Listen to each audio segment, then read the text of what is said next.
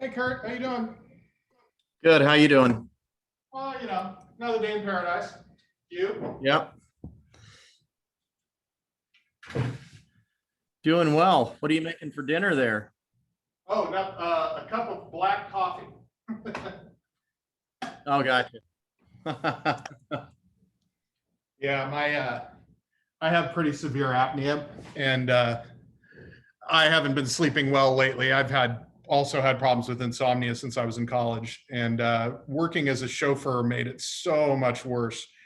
And so even now, 12, 13 years later, after doing that job, I still have periods where I just can't sleep. So coffee is life for me. Mhm. Otherwise, I'm pretty useless sometimes. Yeah. Well, I hope this will be a good one tonight. Right. We've got it's the last one that I'm really interested in. So in the last budget meeting, were you involved in the budget process at all? No, I wasn't. Review committee. Okay. No. So something came out. I don't know which counselor it was, but somebody made a recommendation to set aside some money for economic development strategic plan, which is something that I've wanted for a really long time, to help give me a little bit of direction of how Sandy should be developing according to stakeholders here in town. And it caught me by surprise. I didn't know that they were going to that was going to be suggested. So there's money set aside for this, and that's why we're talking about it tonight. I'm really curious to see what everybody thinks about. Good. Yeah, right. How much money did they allocate? Up to $100,000. Okay. So good. Hopefully we won't need to spend that much, but I'm thinking if we can get something done for like between 50 and 70, and then we do a market analysis like we were talking about many months ago, because that's also a critical piece too for small businesses. I think between those two things, that'll give us a wealth of information on how to move forward, which would be really helpful for me. So yeah, and we need that. We do indeed. We have for quite a while. I mean, there's some barriers to development here in Sandy that we need to address. One of them is that, like with Joey Gambino tonight, and hopefully he'll show and we can get the full presentation from him. But for businesses like his, the problem as I see it is we don't have enough industrially zoned land in enough lots available to really expand that sector too much. And it would be great, if we could get more light manufacturers here in Sandy, more living wage jobs that don't require college education. Right. That would be wonderful for the community. But we're just kind of coming up against that barrier right now. I mean, I'm really glad that Joey pulled the trigger on what he's going to do, because that's going to be a great business for Sandy, but I'd like to get some more of those. And that's one thing we'd have to discuss. That would be kind of a long-term problem to solve, is identifying new industrial lots and making them available to people.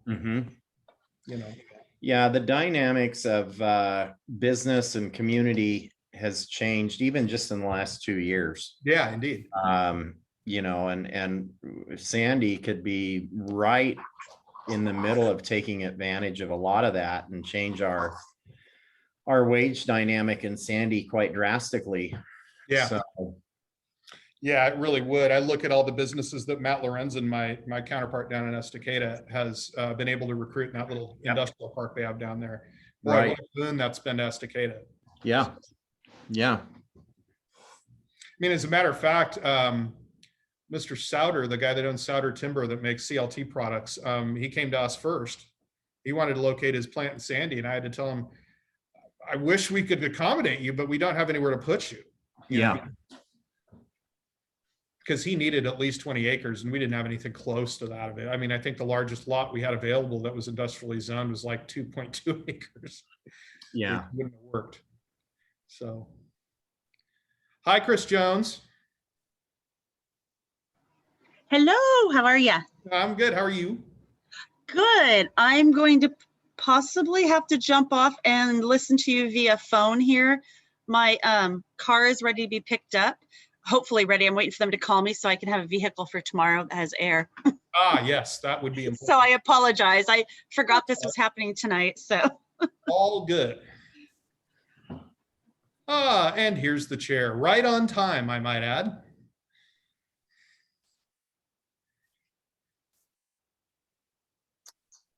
Hello. Hey, how you doing, Jeremy? Well done. How was the recital? It was good. Everyone's still getting punched. Oh, good, excellent. I ran upstairs and hey, I can't talk. Bye.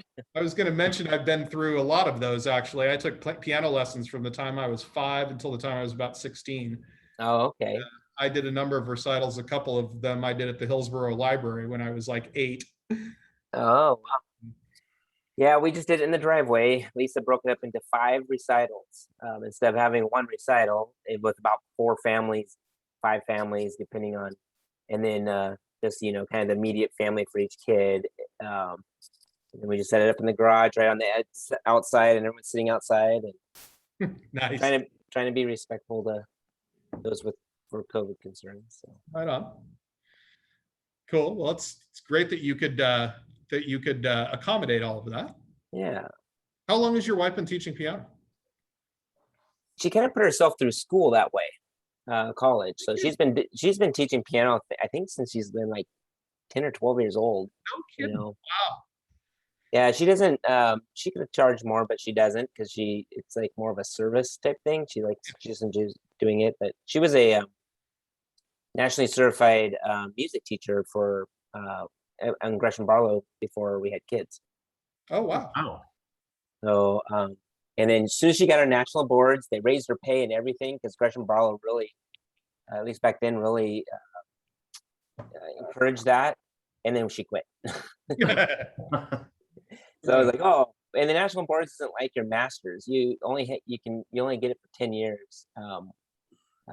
But anyway, and then you have to recertify it. But so it's expired. But she loves doing it. Right on. Yeah, one of the things I miss the most about my piano lessons is my piano teacher she was an older lady and she had an actual honest to God harpsichord that we could play from time to time, which was really neat. And Joey Gambino's in the house. Welcome, Joey. Thank you. Yes, nice to be here. Yeah, indeed. We're glad to have you. Oh, David, I see you sent the minutes out. I did, yeah. And I forgot that we have to, this is all an official stuff now. We have to do things by the book. So my apologies for getting those out late, but. Yep, and that's okay. On the bottom of it though, you have Stan is the one that would sign that. That'd actually be me, not Stan. Oh yeah, that Jeff put that together and I'll let him know. That would need to be changed. so Actually- not that it matters much, but I was actually absent from that meeting and I'm not listed as being present or absent. Okay, I will So let that's, Jeff but know that's about- fine. I mean, that's a small little thing. No, thanks for catching that. Yeah, it's minutes. You know, Is that a subtle hint that no, I'm logged into the wrong meeting? oh, Here, that's good. and are we going to see Stan tonight, Jeremy? Do you know? You know, I don't know. I haven't talked to Stan since the last whatever meeting we had last, the city council or whatever. So Carl? I don't know. You know, I haven't talked to him since then either. Hey, it's been nice weather. It's Oh just yeah, hard to understandable. we'll see how many people show up this one. What is Stan? Stan did send Stan did send me an email. He says he has a meeting conflict. Oh, okay. So which I'm assuming Understandable. he will be having a few of those coming in the next 18 months possibly. Okay. And then since this is a public meeting now, just to let you know that there are members of the public listening in. There's a couple on right now. I think one's a council member, one's a staff member though, so no worries there. Okay. But we may have more that pop on shortly. Sounds good. Hi, Joey. Thanks for showing up for our meeting today and willing to speak. Appreciate that. Yeah, of course, no problem. Are we expecting more people before we get down to? Yeah. Well, we hope so, or else it. Unfortunately, or fortunately, however you want to look at it, it's a really nice day outside, Yeah. and people, are starting to enjoy it. It is something that happens in the summertime. A lot of meetings kind of dwindle a little bit as people start vacationing and camping and enjoying the nice weather. So Speaking of which, Ernie is out camping right now, and he said he was going to try and connect anyway. So he said, but he was moving campsites, and he didn't know if he'd have connectivity at his new campsite. He does at his he did at his current one, so we'll see. Also, who else let me know? Erin Sal has a conflict tonight, so she'll be absent. And who was the other person? Oh, Bill at Boring Brewing. His employee was unable to make it into work today, so he has to run the bar. So we probably won't see him either. okay. But those were the only those two were the only two I heard from.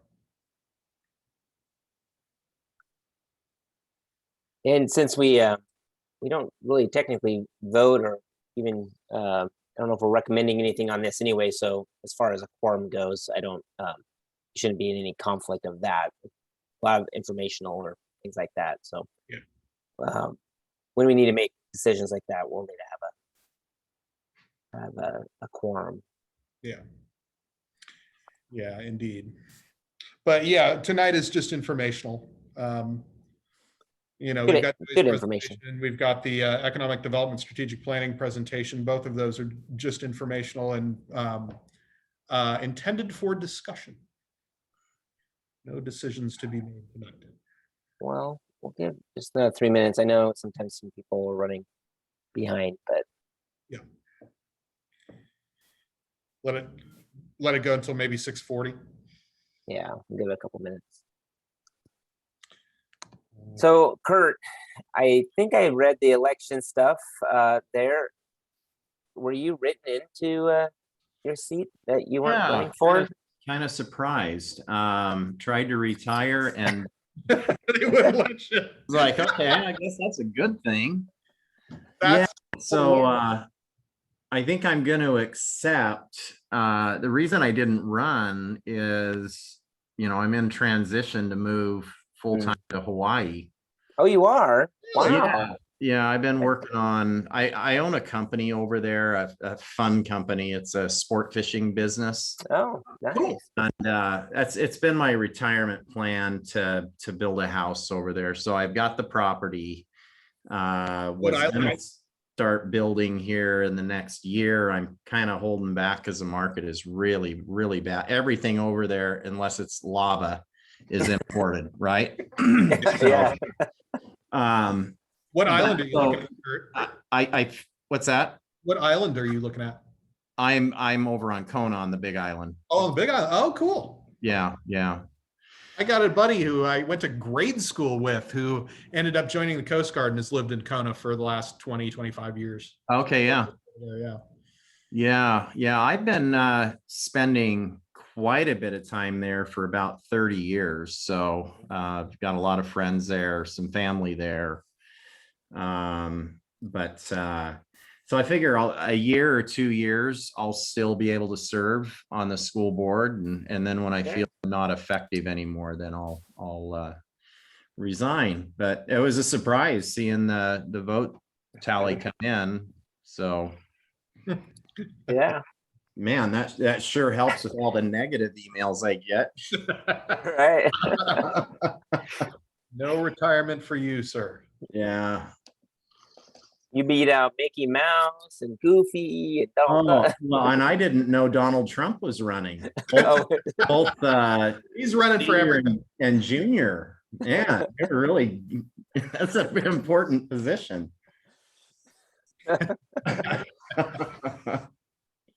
Oh, You can help them with real estate and acquisition a little bit. right? Yeah, right.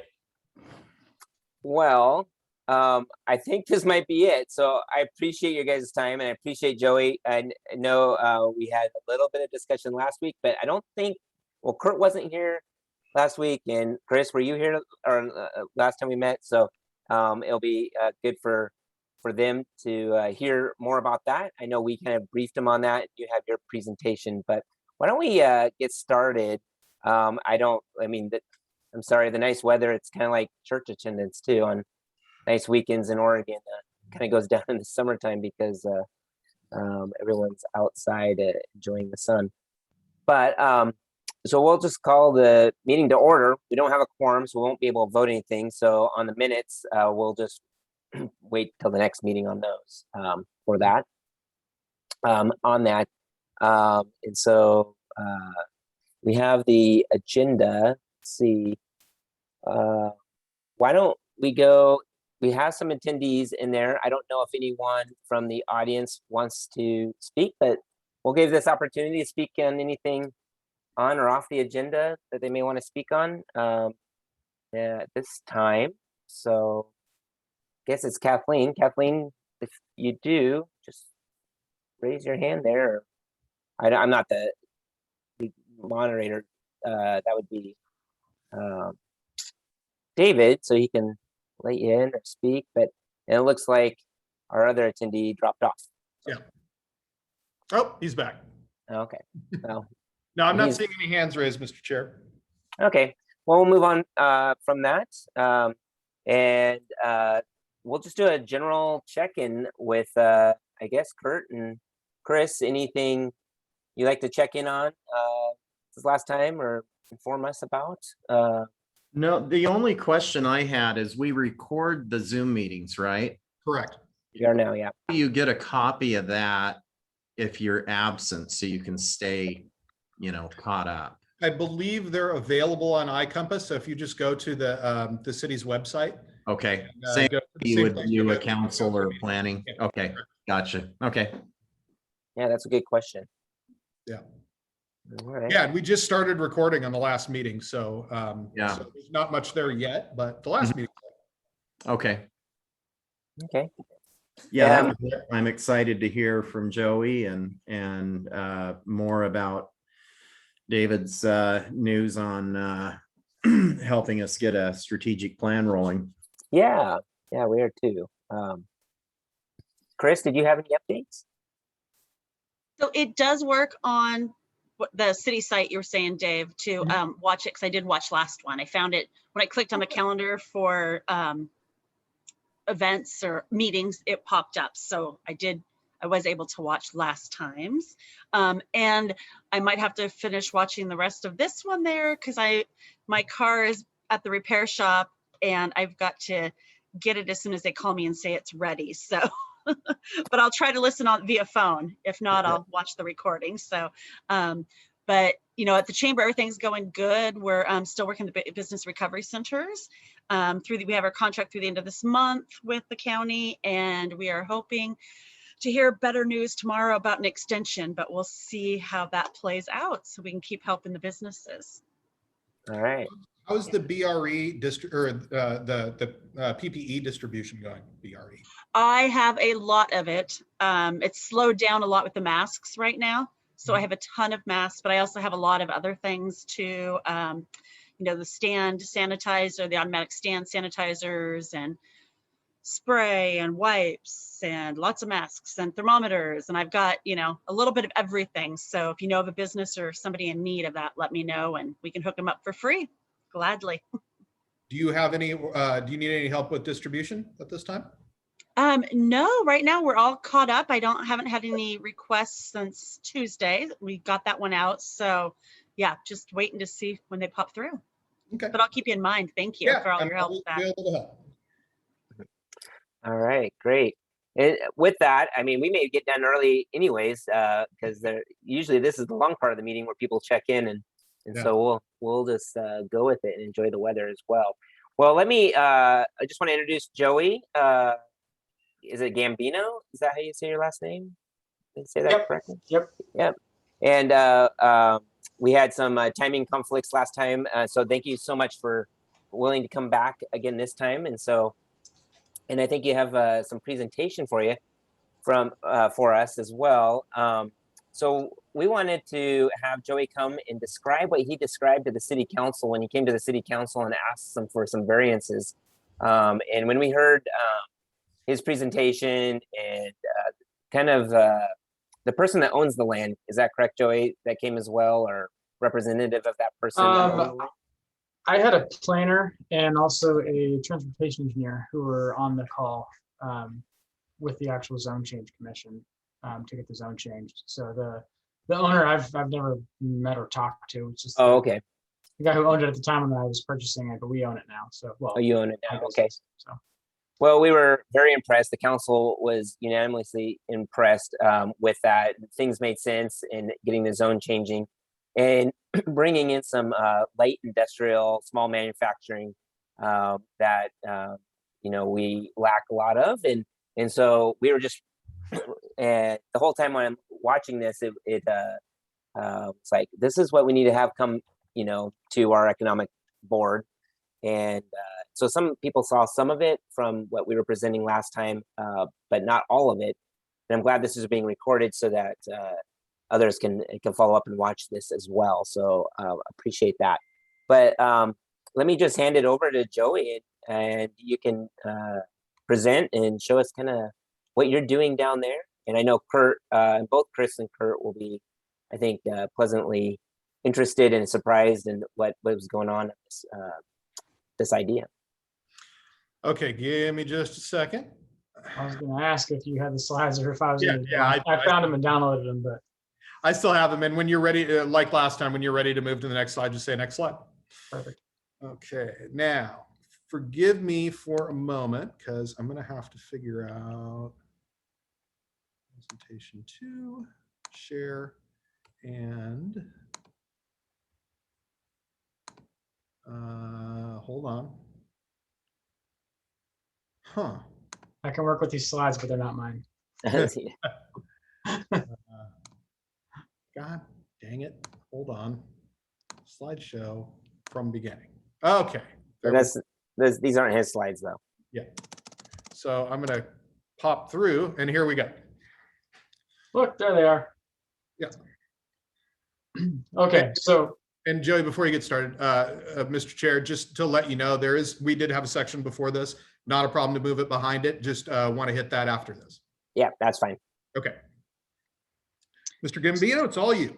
Excellent. So I'm going to run through these slides as closely as I can to the way I did in the zone change meeting. So that was a meeting with City Council after the Planning Commission had already given their blessing to the zone change. So this is basically an argument to change a piece of dirt in Sandy from I-1, which is light industrial, to I-2, which is medium industrial or light medium industrial. Basically just changes some of the rules. You'll understand why when we go through and explain it. And forgive me for always saying we. I am a perpetual business owner and everything is we, no matter if it's me by myself or not. But we can get to it.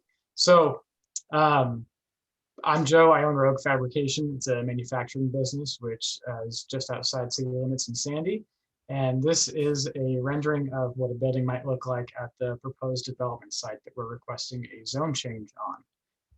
Next slide. Do you want to describe where this property is located to? So yeah, there's actually we can just address that right now. You can skip forward another slide. And then one more.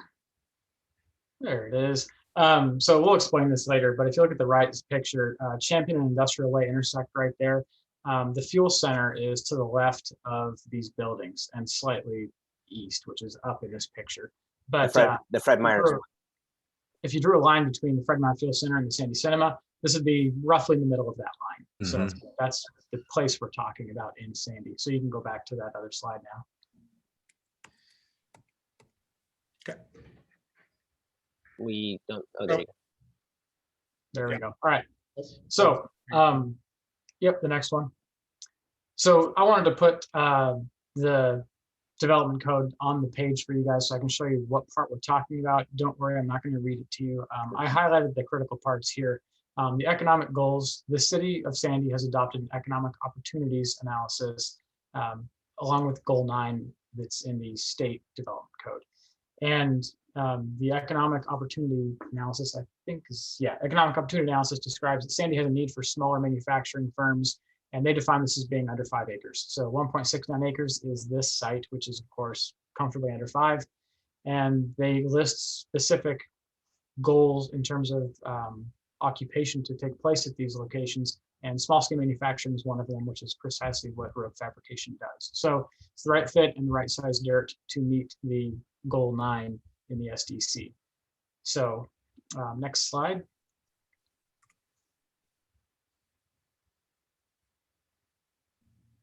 David, are you there or frozen? Yeah, did it not move to the next slide? Dave- Yeah, he fell asleep just like that. Oh, No. you know, you can have the greatest internet in the world, but in your Wi-Fi is always glitchy. No, he's not asleep. He's frozen. Am I frozen? Oh, I'm back. Oh, there we are. Sorry, we lost you. You know what was happening? One of my cats jumped up here and was sitting right in between my laptop and my router. And I think it got the signal. You looked like you were having a nice nap. I came right back up again. Okay, hold on a second. We need to get you a hardwire. Yeah, right. Okay.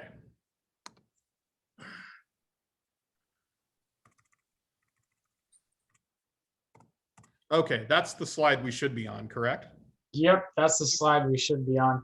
So I read some of the SDC to you guys and just basically said this makes sense economically for Sandy as they define it within their set of goals. So this property currently is I1, Industrial 1. That has requisites that include steep roofs, such as a 6 and 12 pitch. So for every 6 inches of vertical roof change, you've got 12 inches horizontal. That's very, very steep. The problem with that is Oregon has requirements for building width and height. And if you build a building that's sized appropriate for safe manufacturing, that building's going to be 80 to 100 feet wide. It's going to make the roof over 50 feet tall, which does not fit within Oregon building code without getting variances, which doesn't make sense to do if a zone change could allow it to happen without variances. Another problem is, and this picture on the right here, figure 17.9, other stuff, black and white one. That's from the Sandy style elements description within the Sandy documentation.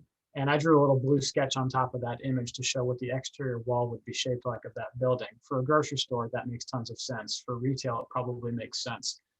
If you look at the picture below, trying to shove all that plumbing and safety equipment and ventilation, automated fire sprinklers and manufacturing space and aisleways and exit strategy into a multifaceted building isn't conducive to, you know, sensible and economic development. So those are reasons why we don't really want to develop under I1.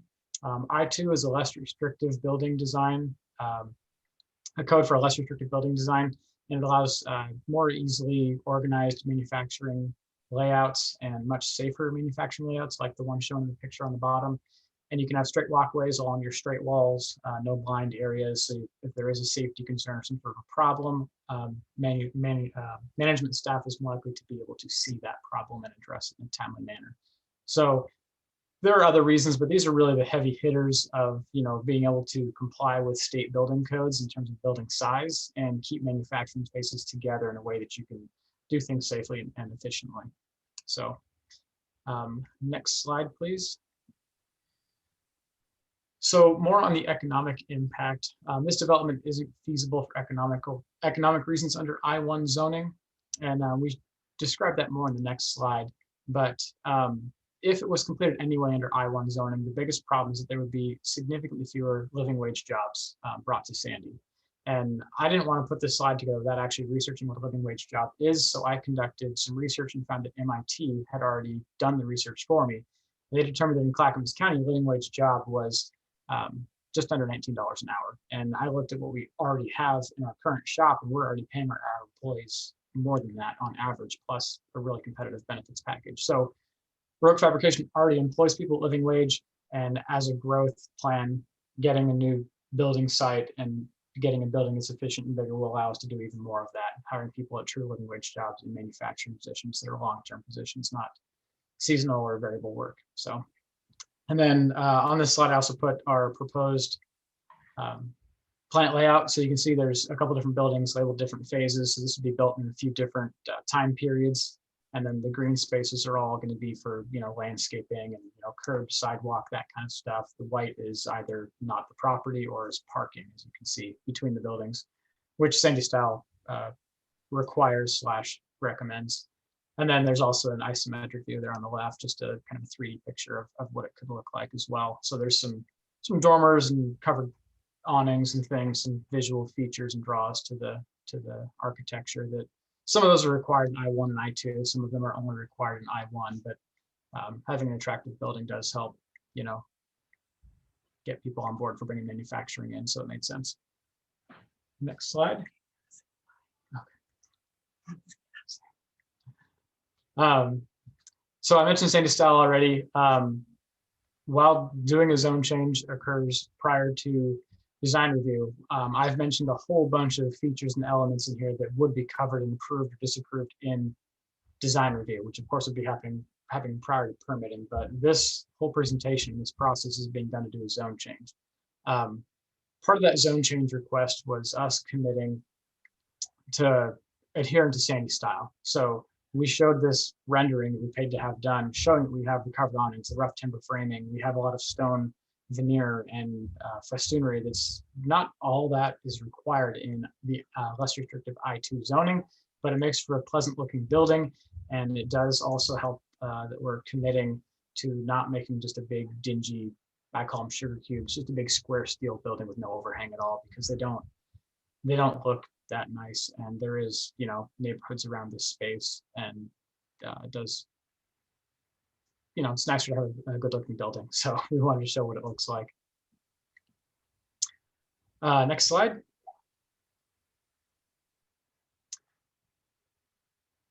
So this is kind of a summary of our request. We had a traffic engineer certify that there will be less traffic than a typical I1 use. And that was done in a city presentation and traffic engineering study. So it's been backed up a little bit. And then there will be more living wage jobs brought to Sandy if this zone change is approved. And the economic exports for the city, county, and state will be greatly increased compared to what they are now in terms of manufacturing in the area. Over 90% of our sales are exported out of the state. So most of them are within the US, but lots of our customers are outside of Oregon. So this is a true contribution to gross domestic product. We are actually taking raw goods and manufacturing them and enriching them and assembling them and packaging them, making them into finished goods. So it's not a service industry. It's not something that, is a net zero on the local economy. It's actually a benefit. So it's a really good thing. And then this does align with statewide planning goals. We mentioned goal 9 in the SDC for the economic impact. So this does directly line up with that. And Rogue Fabrication is owned by me. I'm a Sandy resident, and I'm committing to building an attractive structure and development that will not take away from the beauty that is our town, because I live here too. And I don't want to look at an ugly factory any more than anybody else does. So. And is there another slide after that one? Nope, that's the last one. So that was when I said, please vote yes to approve our zone change to I2.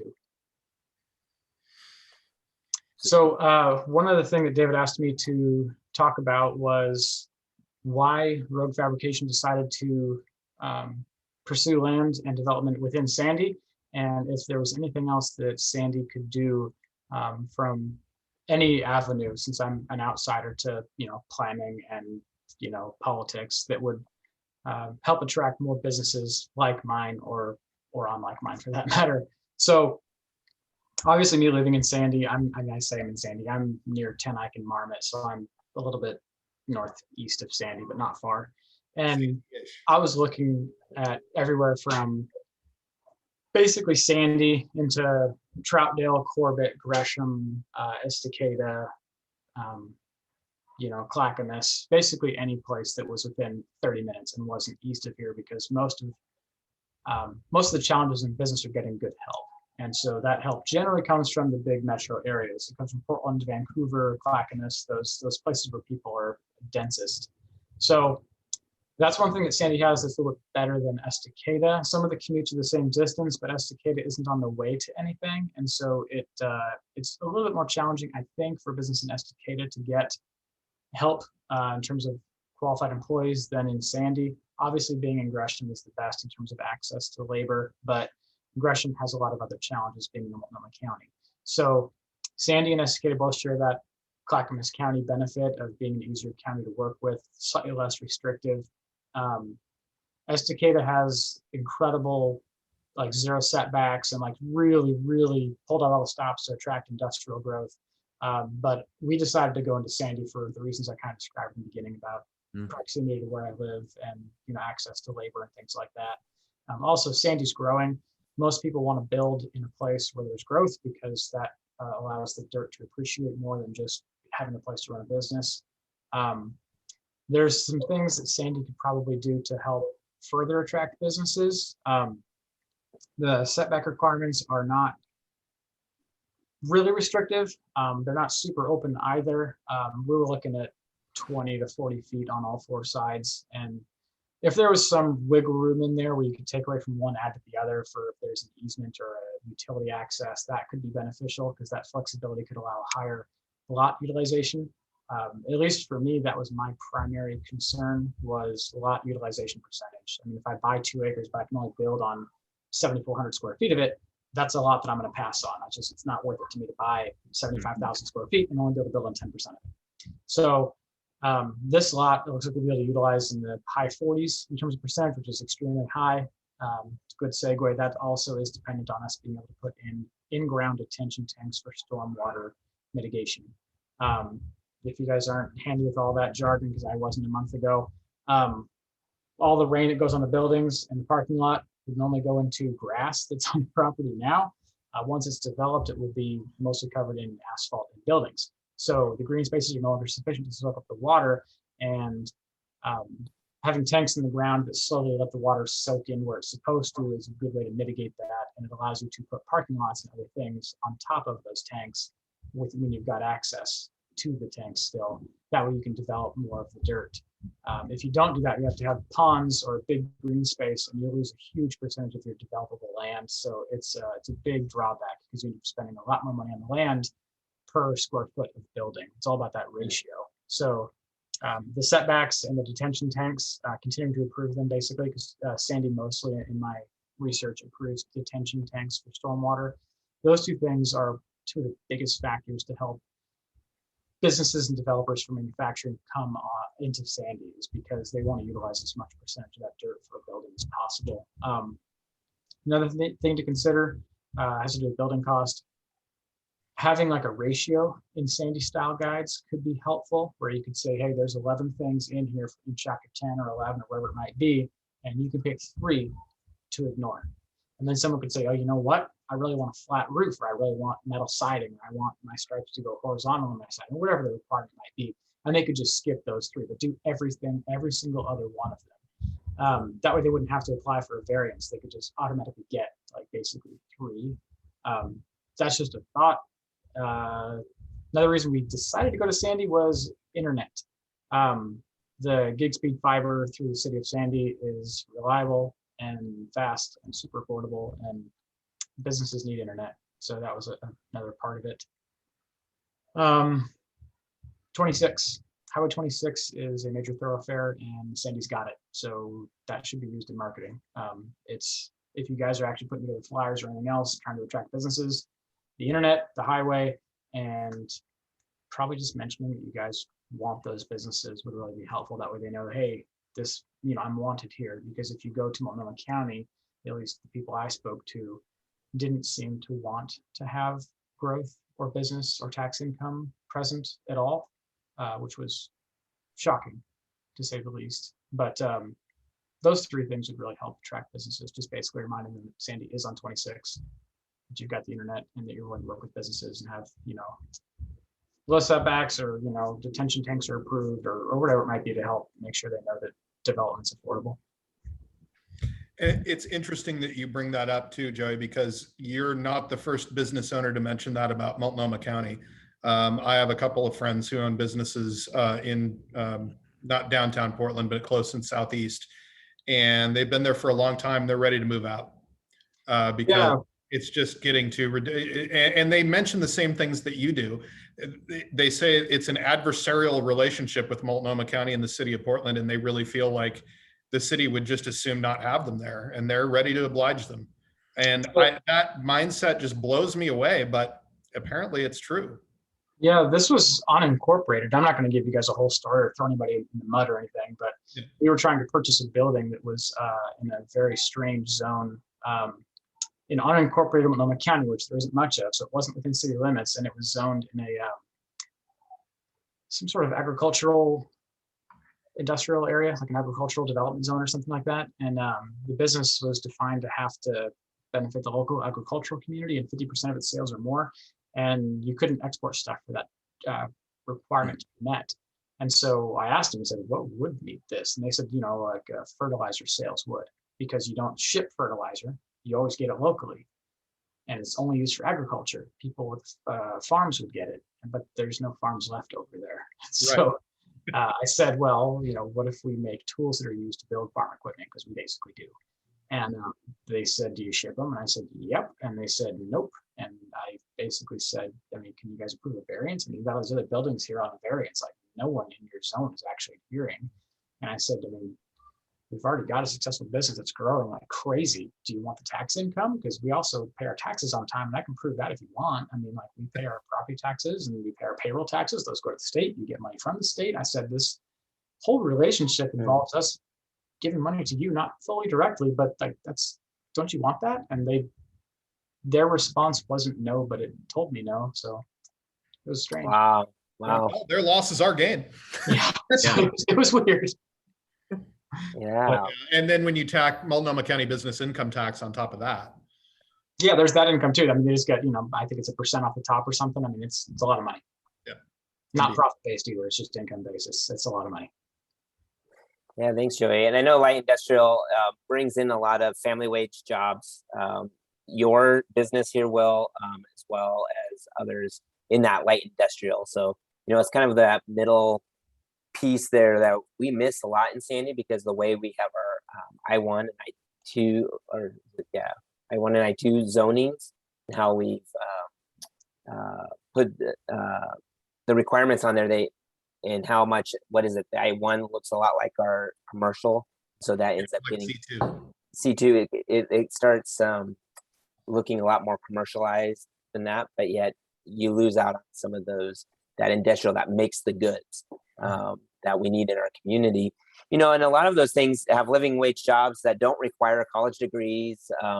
You know, we're making it domestically, you know, in our community, our state, in the United States. And then it just, you know, there is a saying, looking at trying to find, if you can spend the dollar locally in town with a local business, then it, shoot, I'm messing it all up, but you know, it repays itself a couple times over in our own community. Whereas, you know, if it's some business that, you know, is a national brand or something like that, you know, that dollar gets shipped off to whatever city their headquarters is in versus here locally. So appreciate your local business and keeping it here locally in Sandy. And I love your presentation. You laid it out well for the council, and that's why we were so excited and approved it, obviously, but it made sense, and you laid it out in such a way it made sense, especially with the pictures and why some of those things that we don't think about, like the air tubing that you had in there, you know, in all the corners because of our design code, you know, required it to change the frontages of it to be offset. But I also appreciate the fact that you wanted to make this look nice, because it's in a key location where thousands of people go by it a day. And still with that stone and that sandy look that we've really grown to love and want to have in it. So you've done all the great things of it, and hopefully others will want to do the same. And thank you for helping us identify some of those areas too that become more challenging, because until you have a good developer that comes in and it tells us, and tells the city and everyone, politely, like, this is what really, and just instead of demanding things that, and not explain, and I think you did a great job of doing that.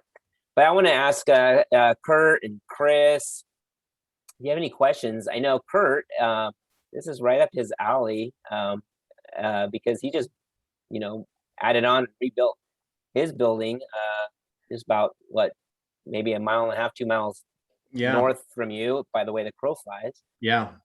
So yeah, comments, Kurt? Just really stoked to have somebody in my wheelhouse. This is exciting. We're in food manufacturing, but the components are different, but the business is probably very similar. I love the approach that you used. Before we did we call it phase 1 and phase 2, our phase 1 build out, which is the research development center, the office, the warehouse. Before we committed, we did just like Joey, we named it. It was like a 3-year process. Should we stay or should we go?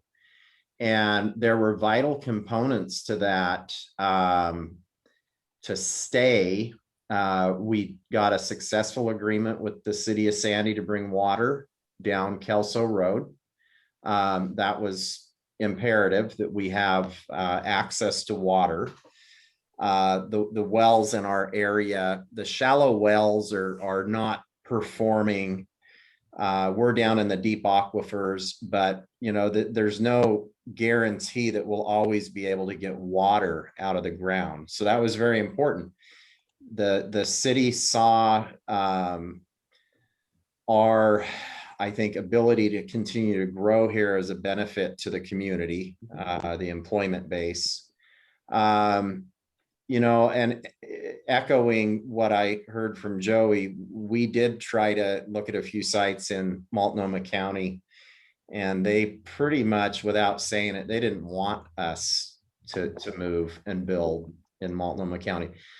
One thing that we're seeing now, which is a big bonus and needs to be part of the strategic planning, since Sandy has increased the amount of housing, our skilled labor force, so this is our educated labor force that has either a large or some form of a 4-year education. Their big thing, and this is targeted more in the millennial group, if you will, they want to live, work, and play in the same community. They don't like sitting in cars, commuting, burning up fuel. So it's actually, the housing market is very expensive, but since we started seeing more houses come available for sale, a lot of our workforce that was commuting from the west side or Portland, they now live in Sandy. They're part of our community. And that's a big thing, because when you look at communities, Estacade is a good example. Joey kind of said Estacade is kind of a dead end, right? You don't leave Estacade to go out the other side to recreate like we do up on Mount Hood or Eastern Oregon or Central Oregon. There's just so many reasons why this next phase of Sandy growth should be a business boom. We should be able to, as long as we're allowing some of the modifications like what Joey's asked for, we work with these businesses to attract them. Your cost of manufacturing out here, we did the analysis, is a lot lower than it is in the larger cities, that it is in Multnomah County. And these are all big time things that I don't think is going to change. I think that we will have a leg up in terms of being a favorable community to relocate or locate new businesses or existing businesses. I really, and seeing the way the city worked with us to make sure that we had access to that water, really showed us the ability for the city to do something. They went out and they had to make a few exceptions and changes, but they did it. They did it to accommodate us so we'd stay here and grow here. So anyway, enough of that. Joey, I look forward to meeting you. I'd love to get to know you a little better, fellow manufacturing people. Awesome. You too, Kurt. I actually didn't know who you were. I jumped on Google in the beginning of your talk and looked it up. So you own Ever Fresh Fruit, right? Yeah, on Kelso. So yeah, about a mile as a crow flies from where the land is that you bought. So Awesome. Yeah, and Kurt's been on the school board for a long time as well, and even when he doesn't try to run, he still gets elected. As of just recently, right in. And Kurt, what's the size of your business like now? How many employees? What's your annual sales? I believe we're around 140 head count. We're not a seasonal manufacturer. We're year round. We're knocking on 50 million in sales. Wow. The big thing for this area, our average wage here is just under 50,000. So medium wage in our community, I think, is in the 30s, 35. Yeah, $19 an hour calculates out to about 39 grand a year. Yeah. So, and that for us is growing. We used to farm out a lot of our research and development. These are flavor chemists. These are a lot of food scientists. And we were able to bring all those jobs right here on site with this expansion. Yeah. So, and our phase 2 is a big pile of dirt you see to the south of, or to the west of the office space here. That is a whole new processing plant. And we're in design on that. We got an extension on our conditional use, because when we did this 4 or 5 years ago, we permitted the conditional use for phase 1 and phase 2. But with the COVID year last year, we burned an entire year not being able to get our planning in place. And that actually ran out for us in April. Clackamas County has granted us a 1.5-year extension on that. So we will make that deadline, and we will be adding about 40,000 square feet of manufacturing here. So cool. Yeah. So, Kurt, what are you thinking about in terms of your population of your new expansion? And then would your expectation be that, like the others in the first phases, lots of folks want to move to the Sandy area?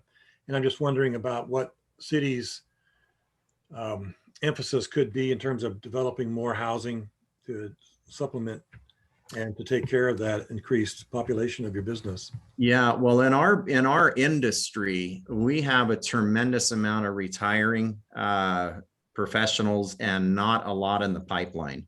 Oh. So we don't have a lot of experience, middle career people.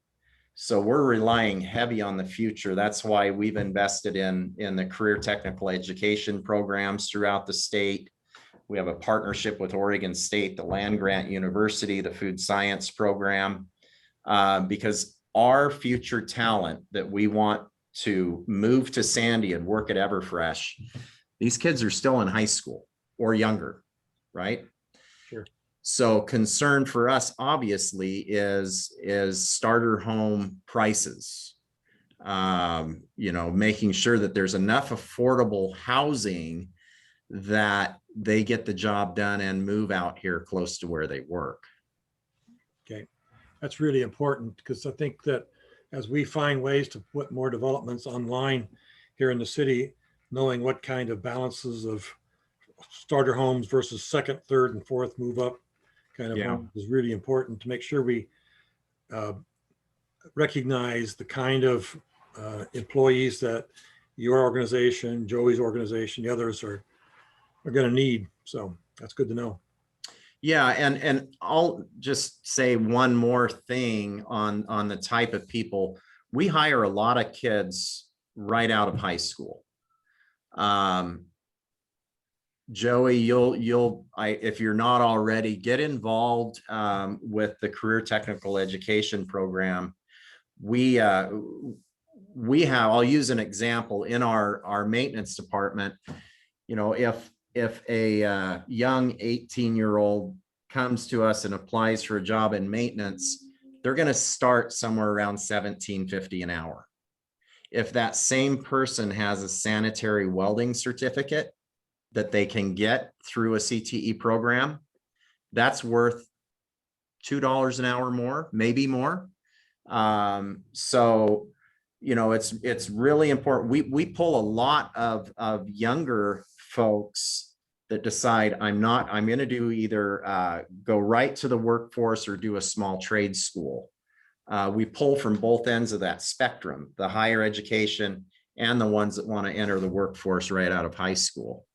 So planning as our community continues to evolve, partnering with our schools to make aware and make programs available. Public education works best when you have a private-public partnership, not just relying on the public or the educational system to help us train these kids. We need people like Joey's company and my company getting involved, so we're providing the inputs from the job market of what kind of people we need coming right out of high school. And you know it, with the high school we have, we purposely built in a lot of career technical education space. Yeah, and I know Suburban Auto Group too has done some stuff with sponsoring that CTE program as well. But yeah, you're exactly right. I feel like I'm at a conference, Kurt, and you're the main speaker. Well, like, I mean, that's just you're like teaming up. Like, this is awesome. When we talk about why Sandy, we have a lot of foundation here already. Yeah. Well, the CTE programs that are being offered right now at Mountain Hood Community College, I'm not that familiar with the ones at Sandy High School, but Chris and I are part of the group that takes kids to Mountain Hood Community College from Sandy High School every year to do a tour of the CTE programs. And I am continually impressed every time that I go out there with the level of instruction in some of these programs and the way some of these programs, like the welding program. I mean, the instructor over there at the welding program is top notch, man. She's phenomenal. So it's great. So we've seen these programs close up. And yeah, it's great that local businesses are getting involved in this, because you're right, Kurt, the educational side of it really does need the end user of these people that graduate from these programs, the businesses like yours, to get involved and help develop the programs. So because you guys know what you do every day, the educational side really doesn't. Well, and we know the positions we struggle to fill. So, and that's information we should be sharing. Yeah.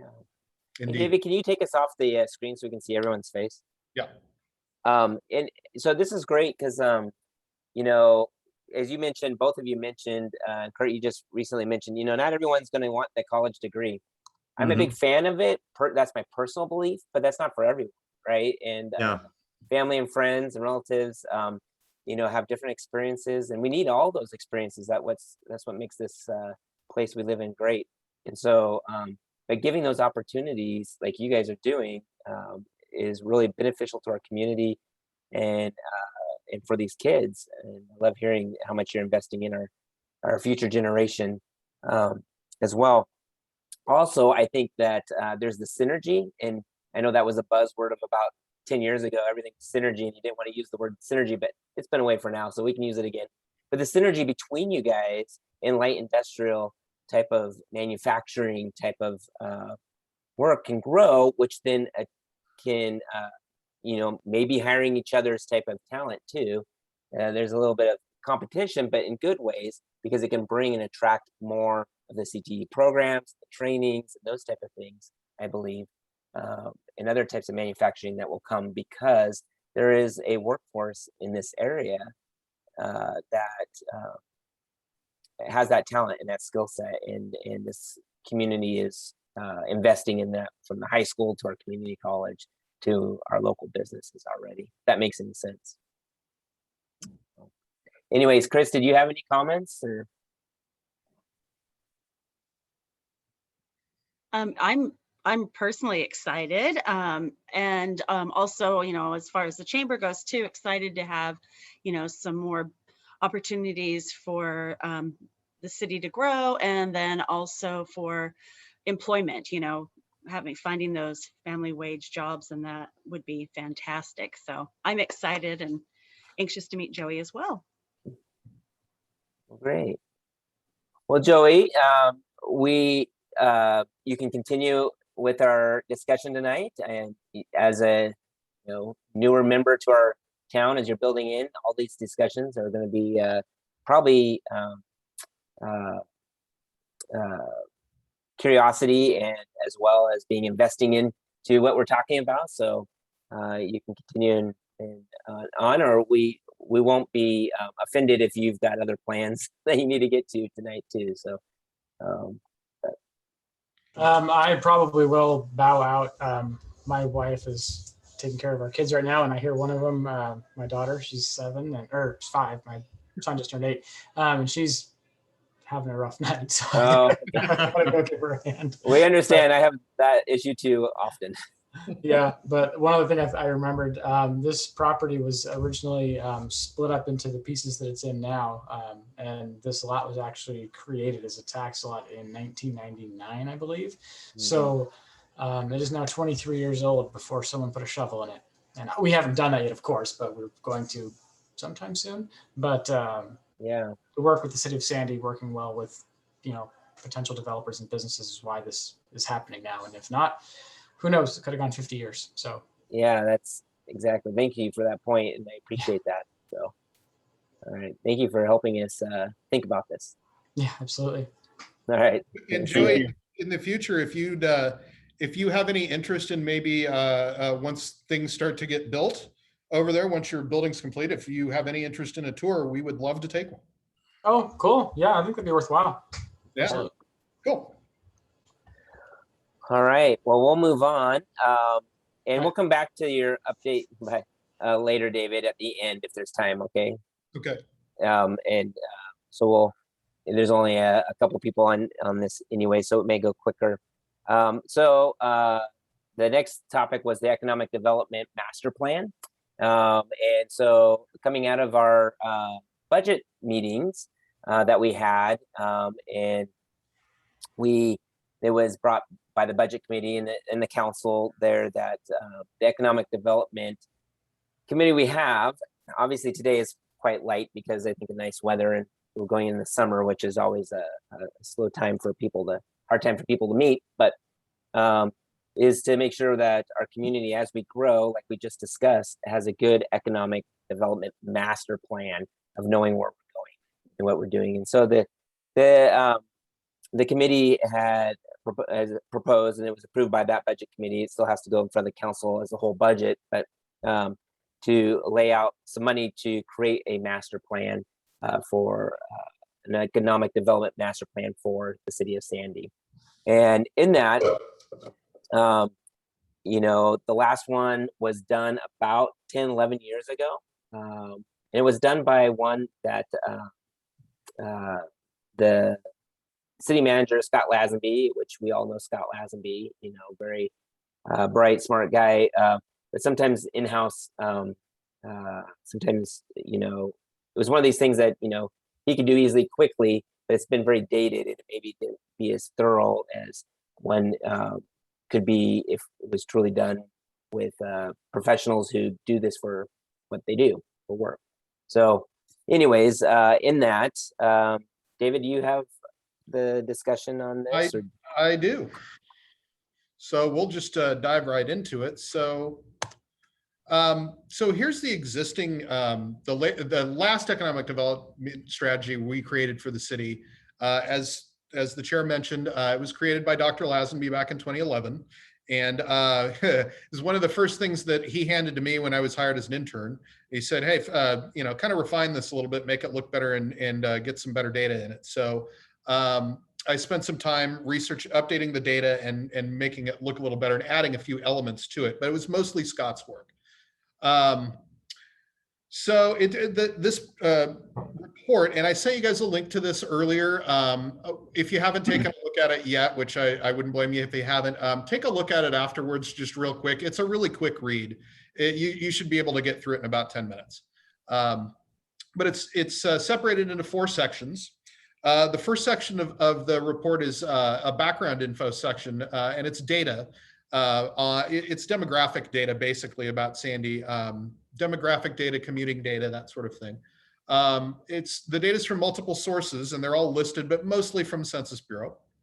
The second section is existing city policies, and that's a collection of policies about economic development and zoning from the 97 comp plan and from existing council policies at the time. So in 2011, some of those council policies are listed there. Then there's a what's been happening section, which is so Scott. But it's basically a look at the current state of multiple economic development sectors important to Sandy, like tourism, the arts, downtown development, et cetera, things like that, as well as recent growth trends in specific business sectors like medicine and banking and real estate, just to kind of give you an idea of how that had been going for 2 or 3 years prior. And then the final section is the actual strategy, which was 12 suggestions to guide our community to improvement in the subcategories listed above. So each suggestion has an associated objective, what we want to accomplish, suggested action items on how to achieve that objective, and a performance measure, at least one performance measure, if not multiple ones, to generate data over time to see if we're actually achieving those objectives or not. So here's what the strategy part of it looks like at the end. And I just happen to pick my 2 personal favorites here. The first being using SandyNet to promote Sandy as a gigabit city. And the second is improving the appearance of downtown Sandy, which has been my personal economic development mantra for our city since I started working here. That's something I've really been spending a lot of time at. So anyway, that just kind of gives you an idea of what the end result was of looking at all this data. So I thought in doing this, since we do have some funding aside, I thought it would be a good idea to maybe take a look at what other cities have done recently regarding strategic plans for economic development. So I only really looked at 2 cities, city of Beaverton, my hometown, and the city of Ashland, which did one. It's listed as 2011. That was the last full report that they did. They did the implementation in phases over the next several years. I think 2014 was the big implementation phase. And then they passed an update to this plan in 2018, but there really wasn't much data on it. So there wasn't really much for me to analyze. So I stuck with the original plan. But okay, so City of Beaverton. This report was developed in-house by City of Beaverton. They didn't work with a professional, which is, or with a professional firm that works on this sort of stuff all the time and helps to do the coordination with stakeholders and stuff like that. That part of it is very, very important. But Beaverton's big enough and has a big enough staff and economic development that they were able to do this, do most of their plan in-house. It included, they started by reviewing all the plans and documents like we did, like with the comp plan and all that. But they included a lot more. They had reports on housing. They had a number of different ways they were marketing the city. They had an EOA as well. They looked at the urban renewal plan, which I think in Sandy would be a good idea for us to do as well, and previous economic development strategies from the past. They then, and by the way, this is kind of a general idea of how an economic development strategic plan is put together, these 4 stages. So the first one is a document review. The second one is a stakeholder interview. So we identify who the people are in the community that are very, very interested in this stuff from a business perspective, from a bunch of different perspectives, business, public sector, education, medicine, all sorts of stuff, and including just, regular citizens. That was also, they had a number of different stakeholder groups with regular citizens. to get, and the purpose obviously is to get input from as many different directions as possible as to what is important for the city and what's important for the city's future. The third part was a survey of businesses that they did in 8 languages, which they have to do in Beaverton. But they really couldn't use the data because I believe they only got a response rate of something like 13%. So there wasn't really enough there for them to include that in the report.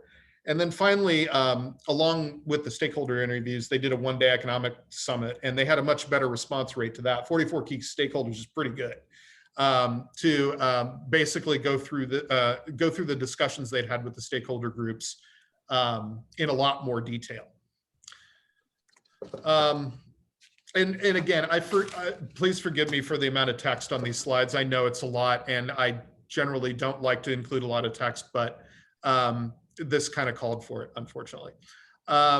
So their report, I put a link to this report and the Ashland report in as well. So if you want to take a look at them, I would highly recommend that.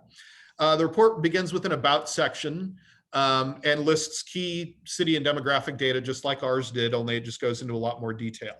Then they have a mission, goals, and approach section that lists some mission statements and 4 approaches that they wanted to look at, as well as metrics measuring the activity and measuring the activity, the effectiveness of that activity, and the economy in general.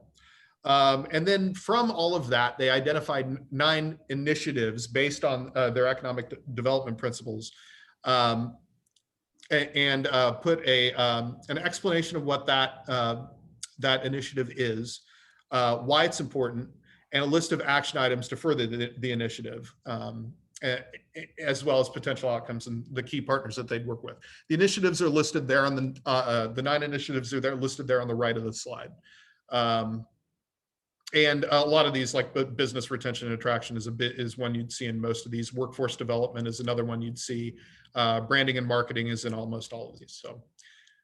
So Dave, on that list of initiatives, those mostly come from the city, or like you said, there's a lot of that stuff. Looks like it comes in every one of them. I just wonder how effective was the one-day development committee you had, and did they really bring in a lot of information and desire initiatives, or was it something that they kind of just said, "Yep, looks like the city got it right"? Well, the initiatives, like it mentioned, were based on the goals and approaches and the mission, goals, and approach lists, those mission statements, and all that. It was basically crowdsourced from all the different stakeholder interviews that they had. These were the kind of the 9 general perspectives that all of those groups thought was important. Okay. So, and there were quite a number of city staff and elected officials involved in this too. So yeah, I'm sure that the city was quite influential in picking some of these. So, okay. So this is an example of how it looks in the report. This is how their initiatives look.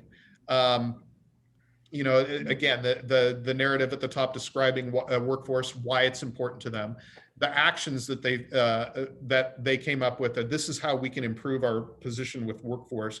The outcomes are what they expect to happen after those actions are taken, and the key external partners are, like Portland Community College for workforce. That makes sense. Beaverton School District, Employment Department, those sorts of things. So I could go into that a little more, but I don't want to bore you.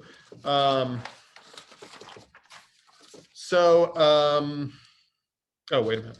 Sorry, I'm a little bit behind here. So then there's the city of Ashland. And again, this was developed about 10 years ago, but they've spent a lot of time kind of implementing it. And I think they're at the point now, they are ready to and have passed an update to this, but I don't believe they've done any work on it yet, because the only information they had on their website was draft, and it didn't look like anything had been implemented yet.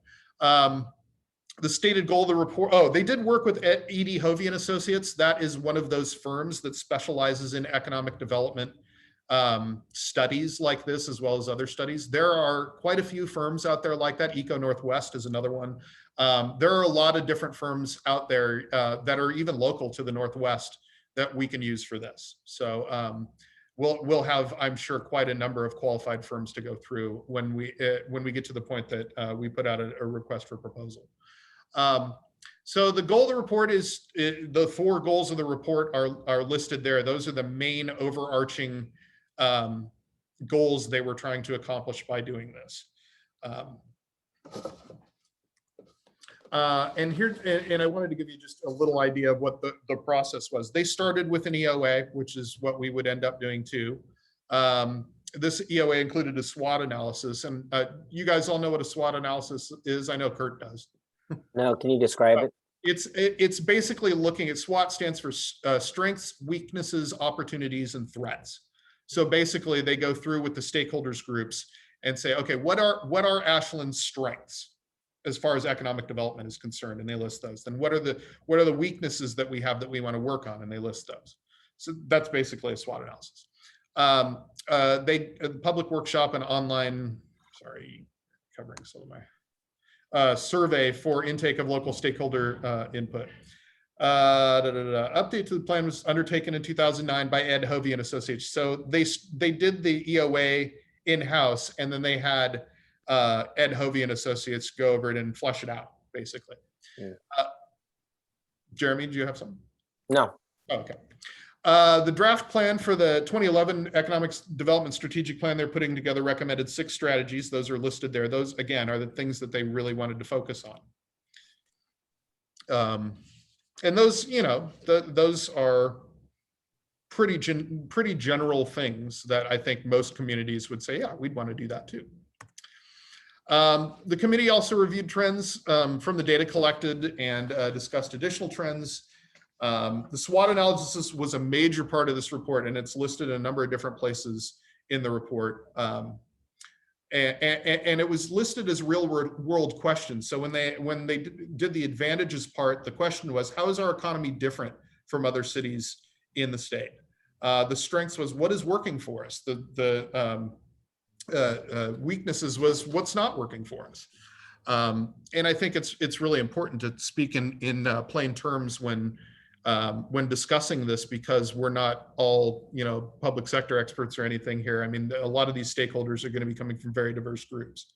So, so as they were putting together the strategic plan, there were several brainstorming exercises that were done to develop a list. They came up with a general list of 60 strategy ideas. They then used the stakeholder groups to refine those down to 24 potential strategies in those 5 areas: business and economic growth, community collaboration, diversity and inclusion, education, workforce, and transportation and infrastructure. Well, basically infrastructure and public services. And I'll show you some examples of those in a minute. The citizen involvement part is really big. That's like the SWOT analysis and the citizen involvement portions of a strategic plan are the most important. There were 3 citizen involvement engagements. They did 10 focus groups, as well as open houses and an online questionnaire. And they involved more than 100 members of the community for public comment and feedback on these strategies.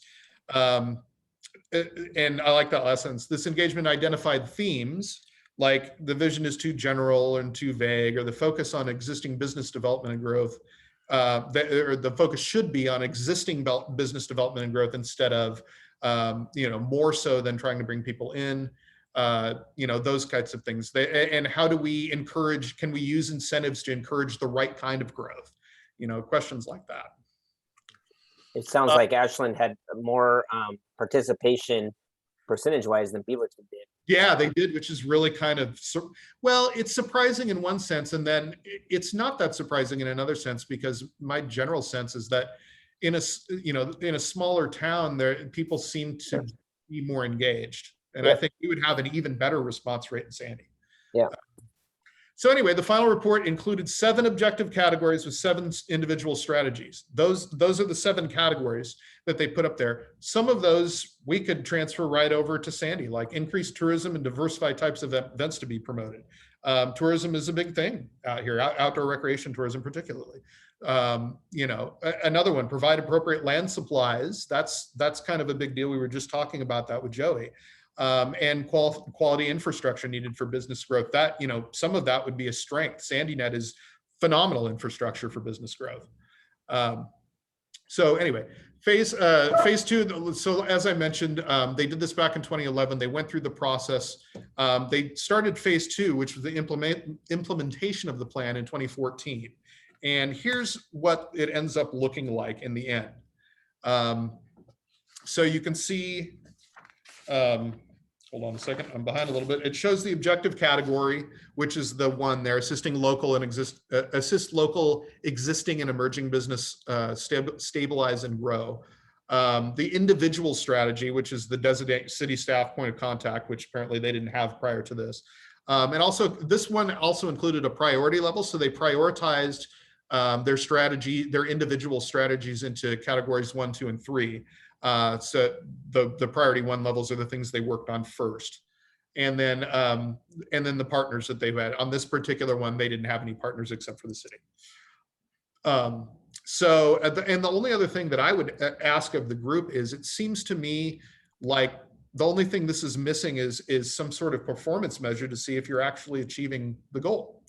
And I don't know, some of these are measurable, some of them aren't. So that would be something that would have to be determined by, through discussion with the groups and everything. So how does this apply to Sandy? Well, an effective strategic plan will include some required pieces. Like I'd mentioned before, SWOT analysis is obviously going to be part of this.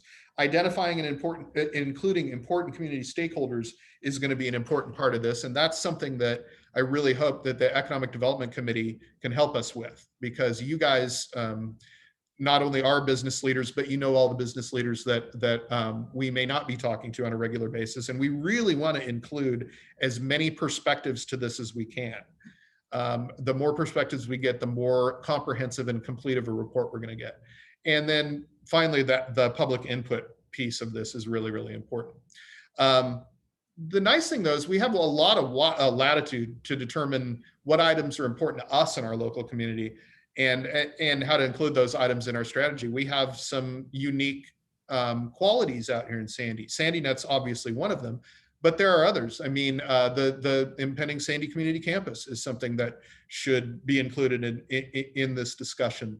Outdoor recreation, up on the mountain, we get a lot of people that come through town going up to the mountain to play. We should be, that's another thing that we should probably include in this report as to, is that something that we can grow and expand over time?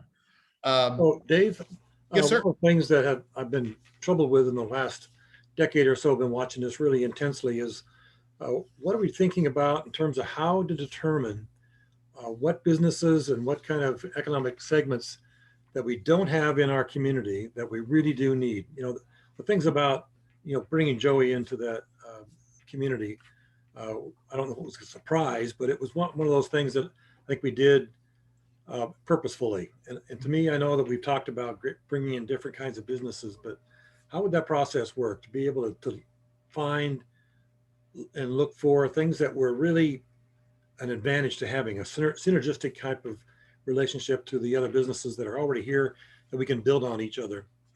How is that would be incorporated into this plan? Well, again, I think that would be something that would come up in the discussion with the stakeholders groups, because I'm sure you're not the only one that has feelings about that.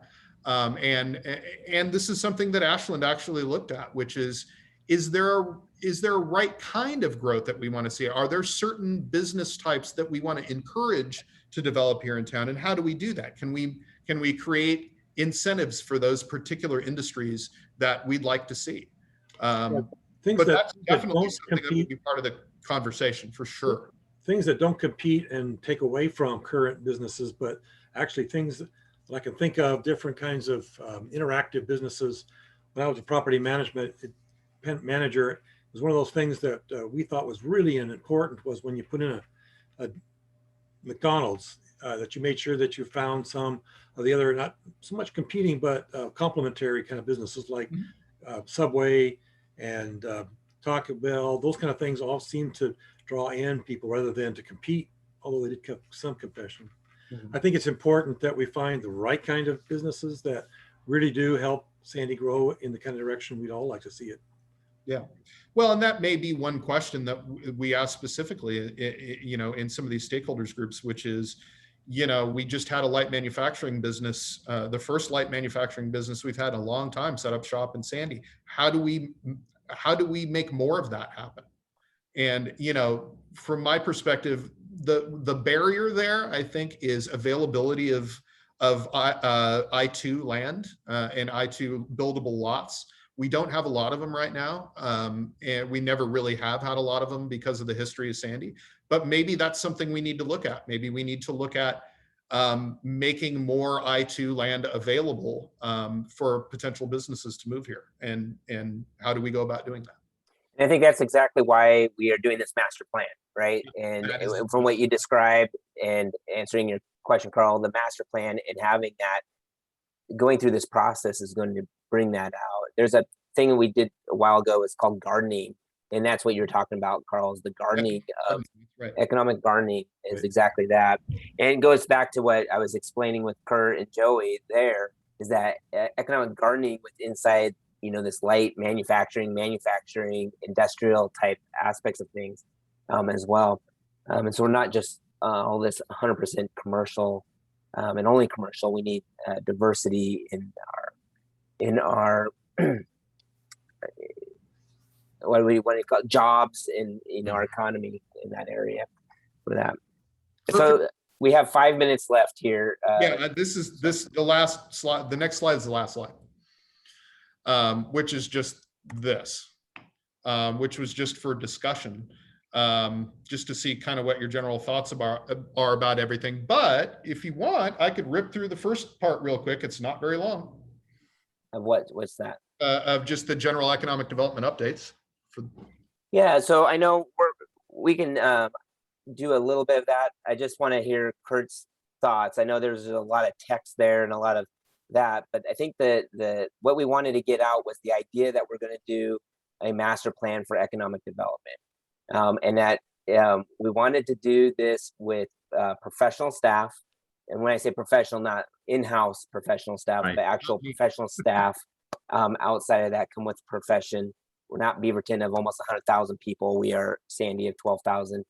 And so in doing that, what is it that it's going to take to do that? And so looking at a couple examples, but also then bringing together an RFP and then using this committee to really kind of vet stuff out before bringing it in the future. The council will make the ultimate decision at the end of it, for sure, like everything else. But in that, some ideas and those things we wanted to share at this meeting, no decision being made, obviously. But Kurt, any ideas or thoughts on this? I know it's just kind of a informational.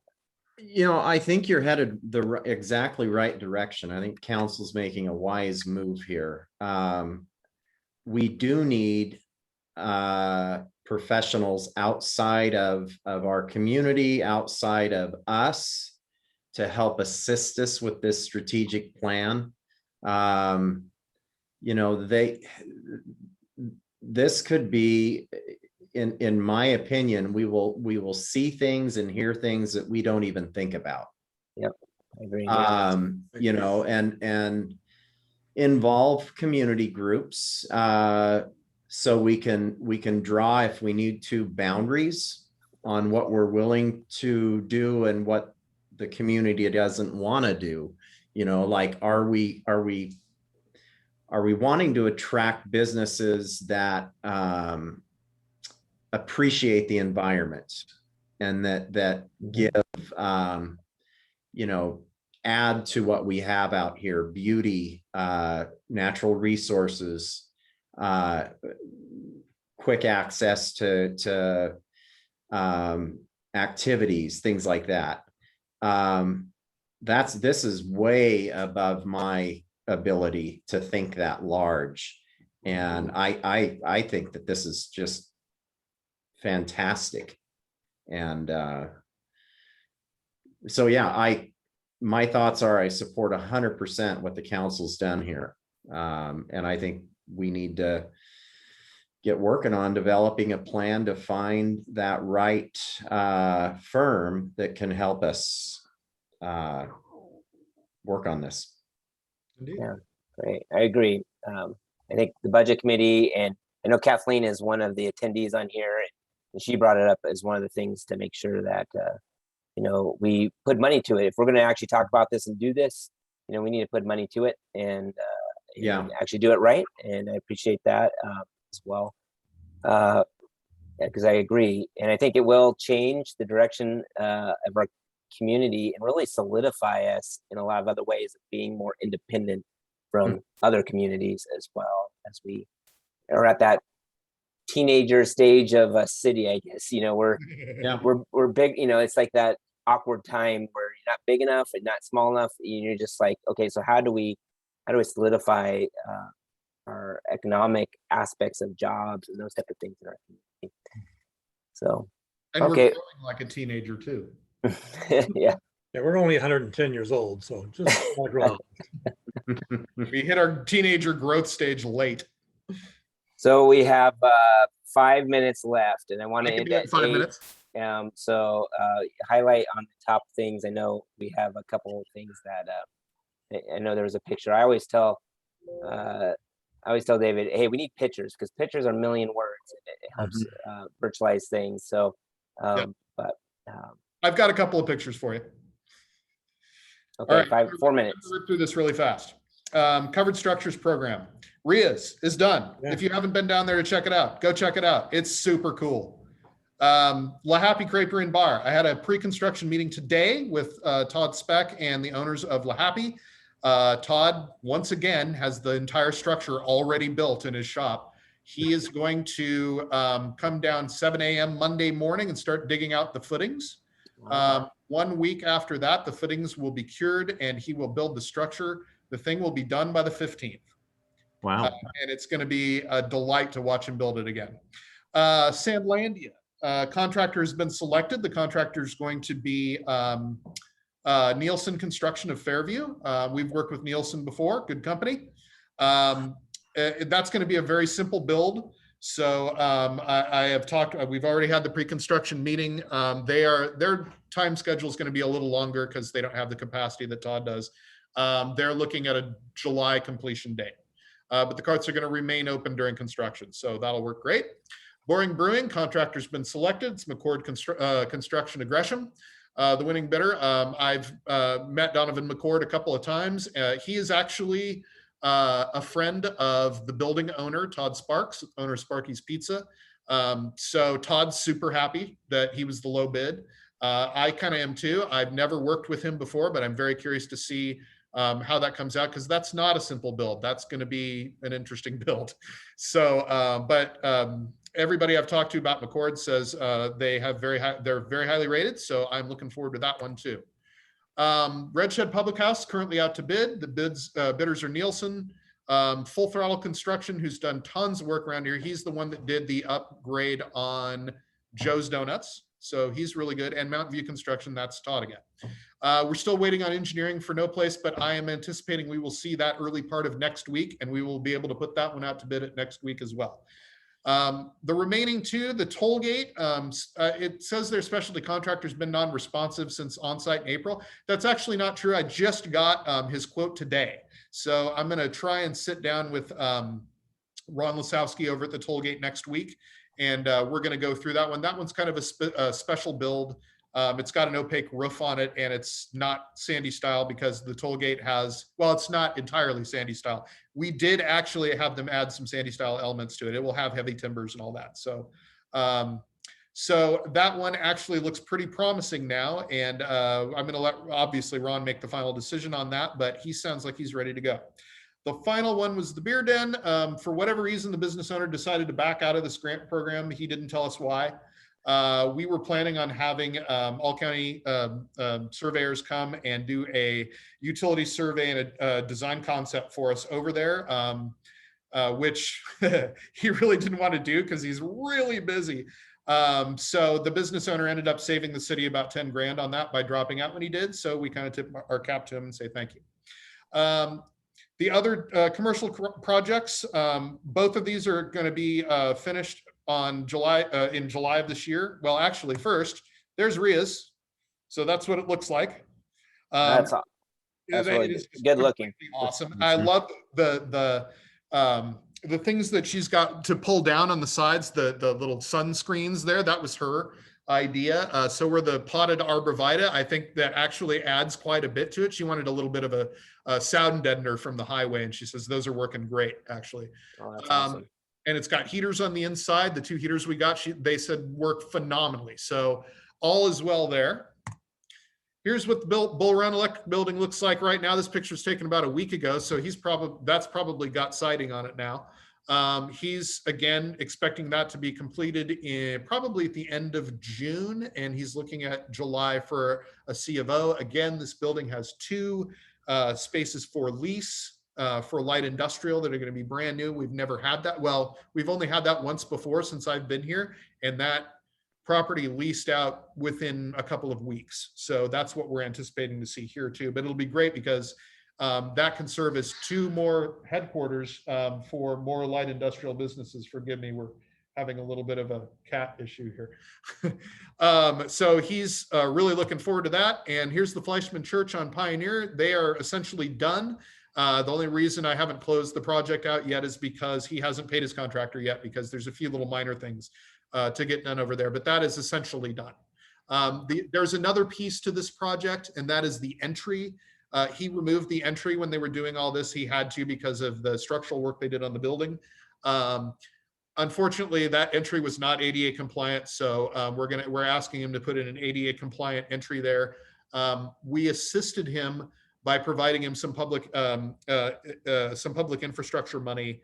So we paid for the design for the entry work, which wasn't much. It was like $5,000, and we're going to give him a little bit of work to help, a little bit of money to help him with the flat work over there. It's the same amount of money that we would offer anyone else for sidewalk and ADA improvements, which is typically $10,000. It's going to cost him quite a bit more than that to actually put it in. So we thought it would be, a good thing to do to help him out to the extent that we could.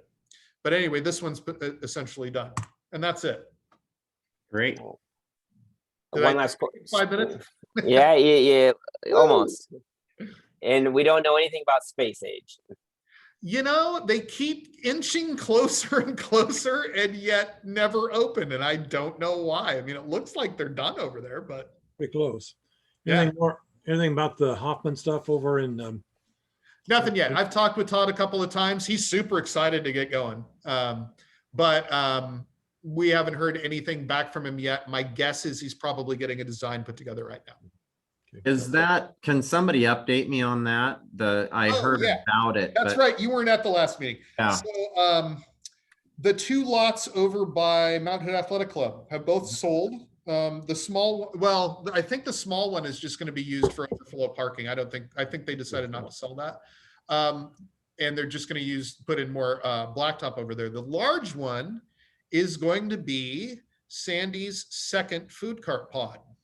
Okay. And it was purchased by Todd Hoffman of Gold Rush fame. And this is something that I guess Todd's wanted to do for a while. And I couldn't be more delighted. I mean, the plan calls for 24 food carts. And we thought 10 was a lot when they developed Sandlandia. And I thought, oh God, he's never going to get 10 carts over there. He's got 10 carts over there all making money right now. Mm-hmm. So who knows? Maybe we will end up with 24 carts. But the difference between the two is going to be A, obviously it'll be larger, but B, it's going to be more like, well, I don't want to say it's going to be like the one in Happy Valley, but there is going to be a central structure. The carts won't be inside it. They'll be outside of it, but there will be a central structure with tables and chairs. So you can sit down and eat there if you want to. He's also considering having, basically somebody operating a small tap room in there so you can get beer and wine. There'll be more outdoor amenities, like he wants it to be dog friendly. He's talked about things like, horseshoe pits or not badminton, but maybe the sand volleyball or something like that. He wants to have some activities over there so people can come and hang out for a while, not just grab their food and leave. Mm-hmm. So it's a really exciting concept, and I can't wait to see final plans for that. Okay, good. Thanks. Yeah, sure. All right. Well, thank you very much. Any last words? Anything? Anybody got? Hearing none. Go enjoy some sunny weather. Heck yeah, man. Yeah. Hey, thanks, everyone. Yeah, thanks for coming, Kurt. Yeah, thanks. Later. All right, bye.